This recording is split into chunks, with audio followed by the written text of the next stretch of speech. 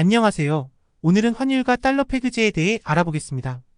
환율은 다른 나라의 통화와 우리나라의 통화를 교환하는 비율을 말합니다. 우리 돈과 미국 달러를 교환하는 말을 원 달러 환율이라고 부르며 통화 코드는 USD, KRW라고 합니다. 다른 주요국들의 통화 코드는 유로존 국가들의 공용 통화인 유로화의 통화 코드를 EUR, 영국 파운드화의 통화 코드는 GBP, 중국 위안화와 홍콩 달러의 통화 코드를 CNY, HKD라고 부르며 일본 엔화는 JPY라고 부릅니다. 국제적인 비교 기준이 되는 통화는 달러인 USD지만 미국과의 비교 외에도 여러 조합을 통해 그 나라와 우리나라의 환율을 비교하기도 합니다. 지금 나열한 주요국들 중에서 중국과 홍콩을 제외한 다른 나라들은 자유변동 환율 체제를 택하고 있으며 시장에 의해서 환율이 자유롭게 변동하는 걸 허용하는 체제를 택하고 있습니다. 그러나 중국은 독특한 환율 체제인 관리변동 환율 체제라는 것을 택하고 있으며 중국과 독립적인 통화 정책을 수립하는 홍콩은 달러 페그제를 실시하고 있습니다. 오늘의 내용인 달러 페그제를 알아보기 전에 우선 환율은 어떤 요소들에 의해 올라가거나 내려가는 상황이 발생할까요? 환율이 움직일 때 체크해야 되는 중요 요소들은 통화량의 증감이나 외환 보유고, 외국인들의 주식이나 채권 투자, 무역 수지 등을 보게 되는데요. 외환 보유고는 늘지 않은 채로 우리의 통화량을 늘린다면 당연히 환율은 올라가겠죠. 외국인들이 우리나라의 주식이나 채권을 투자할 때는 원화로 환전을 해서 투자를 하기 때문에 원화 가치는 강세가 되며 반대로 자금을 뺄 때는 투자했던 원화를 다시 달러로 바꿔서 빠져나가기 때문에 시장의 원화의 공급은 늘어나면서 달러 수요를 높이기 때문에 원화 가치는 약세가 됩니다. 또 한국이 무역으로 벌어들이는 외화가 부족해지는 추세를 보여도 환율에 악영향을 주는 등 환율의 움직임은 경제와 밀접한 연관을 가지게 됩니다. 이런 여러가지 경제적인 요소들로 인해 우리나라의 환율은 최근 10년 사이에 달러당 원화의 가치가 1,000원에서 1,400원대 사이에서 움직이는 모습을 보였습니다. 그럼 달러 페그제라는 환율 체제는 무엇을 뜻하는 정책일까요? 달러 페그제는 시장에 의해서 자유롭게 환율이 변동하는 시스템이 아닌 자국의 통화 가치를 달러와 거의 고정시키는 수준으로 유지하는 정책입니다.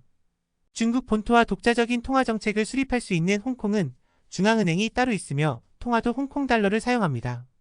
홍콩은 홍콩 달러의 움직임을 1달러당 7.75에서 7.85 홍콩 달러로만 움직이도록 거의 고정시키는 달러 페그제를 유지하고 있습니다.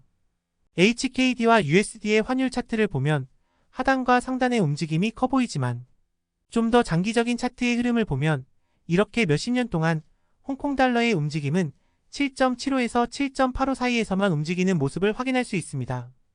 이렇게 환율을 특정 범위 내에서만 움직이도록 하려면 어떻게 해야 될까요?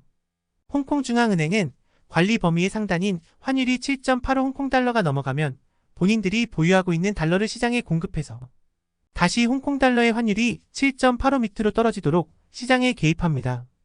반대로 홍콩 달러의 가치가 강세가 돼서 환율이 7.75 밑으로 내려가면 달러를 사들이고 홍콩 달러를 시장에 공급하면서 다시 환율이 7.75 홍콩 달러 위로 올라가도록 시장에 개입하게 됩니다. 홍콩은 왜 이렇게 시장에 자주 개입해야 하는 금융당국 입장에서 귀찮고 피곤한 달러 페그제를 유지할까요? 달러 페그제를 유지할 때의 장점은 환율이 안정적으로 고정돼 있다는 신뢰를 준다는 인식 때문입니다. 환율이 특정 범위 내에서만 안정적으로 움직이면 국제무역과 외국의 투자 유치에 도움이 됩니다. 특히 변동한 율제를 택하는 나라들은 금융시장의 리스크가 커질 때 환율이 크게 움직이게 되어 불안감을 주지만 그런 위기 상황에서도 달러 페그제는 리스크를 감소시킬 수 있는 요소로 작용하게 됩니다. 그럼 달러 페그제를 할 수 있는 조건엔 뭐가 있을까요? 그냥 하고 싶다고 마음대로 선택할 수 있는 정책일까요? 홍콩처럼 시장에 자주 개입하면서 환율을 고정시키고 싶다면 막대한 외환 보유고가 바탕이 돼야 가능하게 됩니다. 홍콩의 외환 보유고가 우리나라와 비교해서 얼마나 많은 건지 비교해 보겠습니다. 2022년 기준으로 한국의 GDP는 1조 6,700억 달러로 2,100조 원입니다. 여기에 비해 우리의 외환 보유고는 4,170억 달러로 540조 원 정도의 규모를 보유하고 있죠. 그러니까 한국은 GDP 대비해서 외환 보유고가 4분의 1 정도 수준으로 보유하고 있다고 볼 수 있습니다. 홍콩은 2022년 기준으로 GDP는 세계에서 40위권을 유지하면서 3,600억 달러 수준으로 466조 원입니다. 그러나 보유하고 있는 외환 보유고는 자신의 GDP보다도 많은 424.6빌리언 달러로 원화로는 550조 원이나 되죠. 이는 한국으로 치면 우리가 외환 보유고를 2천조 원도 넘게 보유하고 있다는 뜻이 되기도 합니다. 그럼 달러 페그제의 단점은 없을까요? 바로 환율이 달러와 고정되다 보니 환차손과 환수익의 개념이 없어지게 됩니다. 그렇게 되면 상대 통화인 미국이 기준금리를 올려서 자신과 금리 격차가 벌어지면 자금이 바로 금리가 더 높은 곳으로 이동하게 됩니다. 미국이 기준금리를 올리는데 우리가 기준금리를 안 올리면 한국과 미국의 기준금리 격차로 인해 자금이 해외로 빠져나간다는 말을 들어봤을 겁니다. 그러나 실제로는 그렇게 미국과의 금리 격차가 벌어질 때 자금이 해외로 유출되는 것은 달러 페그제로 환율을 고정시키는 나라가 더 위험하게 되죠. 우리가 원달러 환율이 1,400원일 때 원화를 달러로 바꿔서 금리가 더 높은 미국에 투자를 한다고 해봅시다.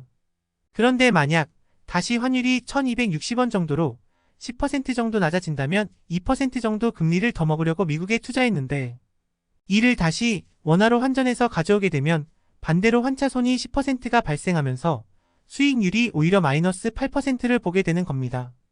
이런 환차손의 위험 때문에 미국과의 금리 격차가 생긴다고 해도 함부로 원화를 달러로 바꿔서 투자할 수 없는 것입니다. 우리나라뿐만 아니라 미국이 변동환율제를 택하고 있는 다른 나라들보다 기준금리가 높아도 그렇게 언론에서 얘기하는 것처럼 자금이동이 쉽게 일어나는 것이 아닌 거죠. 그래서 변동환율제의 장점은 미국과의 기준금리 격차를 어느 정도 용인할 수 있다는 것이고, 홍콩처럼 달러 페그제를 하는 나라는 환차손과 환수익의 개념이 없기 때문에 미국이 기준금리가 높으면 자금 이동이 쉽게 일어날 수 있습니다. 보시는 것처럼 홍콩은 미국이 금리를 올리면 미국과 거의 똑같이 기준금리를 따라서 올린 걸 알 수 있습니다. 우리나라가 홍콩처럼 달러 페그제를 하는 나라였다면 환차손의 위험을 생각할 필요가 없다고 생각하는 사람들의 달러 환전을 막기 위해 우리도 금리를 5% 이상으로 올리게 될 것입니다.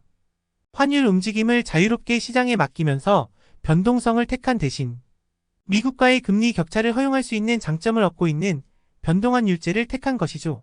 달러 페그제와 둘 중에 뭐가 더 낫다고 단언할 수는 없습니다. 또 우리나라의 환율이 1,400원대로 높게 올랐을 때 특정 정치권의 입장을 지지하는 사람들에 의해서 한국의 환율이 홍콩이나 싱가포르보다 더 가파르게 올랐다면서 우리보다 국력이 약한 나라들보다 통화가치가 더 하락했다고 얘기했죠. 변동환율제나 달러 페그제, 환차손의 개념을 혼동하는 사람들에겐 정부 욕을 하기 딱 좋은 선동이었지만 우리나라처럼 변동환율제를 택하는 나라의 환율이 얼마나 하락했나를 비교하려면 당연히 유럽이나 일본 같은 동일한 변동환율제를 택하는 나라 간의 환율을 비교하는 것이 정상적인 금융 지식이 있는 사람들의 반응이겠죠. 미국이 금리 인하를 할 것으로 예상되면서 앞으로 환율의 변화도 크게 예상이 됩니다. 시장을 이해하려면 채권과 환율에 대한 이해가 있어야 합니다.